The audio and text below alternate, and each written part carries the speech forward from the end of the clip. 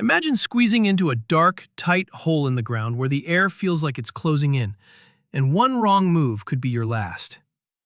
These aren't just accidents, they're tales of bravery, bad luck, and some seriously bad decisions that echo through history. Stick around because the last story might just make you swear off spelunking forever.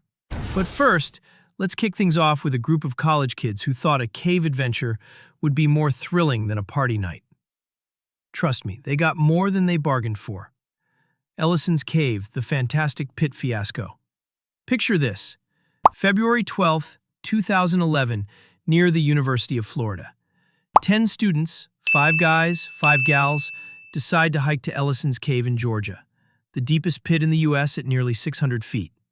It's called the Fantastic Pit. But spoiler alert, it's anything but fantastic. These kids are young, adventurous, probably thinking, who needs phones or emergency gear? We're basically Indiana Jones. They park at the base, trek up in the freezing Appalachian cold, where the air bites like a cranky badger. The cave's entrance looms like a giant rocky mouth waiting to swallow them whole. Everything's fine until someone drops their bag into the 125-foot warm-up pit, right next to a massive icy waterfall. The group wants to bail and grab beers, but Grant Lockenbach, 20, insists on rappelling down to get it. Big mistake. As Grant descends, he swings to avoid the freezing water. We're talking 32 to 55 degrees Fahrenheit, like diving into a slushy machine with no way out. But oops, his ropes tangle and he's dangling like a piñata in the waterfall's icy spray. He yells for help, his voice echoing off the jagged walls.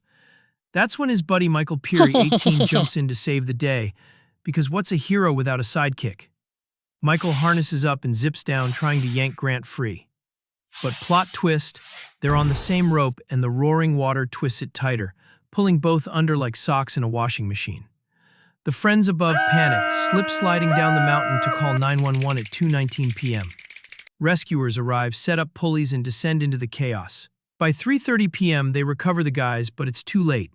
Hypothermia got them, like forgetting your coat in a freezer. The university held a vigil for these smart, loved scholars. Lesson: caves don't care about your GPA or your bravery. Peak Caverns, the Moss Chamber Tragedy. Now, imagine being wedged in a shaft so tight, air itself becomes your enemy. Fast forward to March 22nd, 1959, in Peak Caverns, Derbyshire, England. Sounds posh, doesn't it? Neil Moss, a sharp Oxford undergrad, joins 7 cavers from the British Speleological Association to explore a new vertical shaft, about 40 feet deep. They drop a ladder, and Neil volunteers first, thinking, thoughtful. Time to make history. The cave's walls glisten with damp, eerie beauty, but it's a deceptive trap. Neil descends, kicks at a blocking boulder, and bam! He's stuck in an 18-inch wide space, tighter than a sardine can. "I'm stuck," he yells, his voice muffled by the crushing stone. The team lowers ropes, pulls, nothing. The ropes tear, and Neil doesn't budge. Worse, the air's getting stale fast, like a forgotten fridge left unopened for weeks. Neil starts acting loopy from carbon dioxide buildup, joking.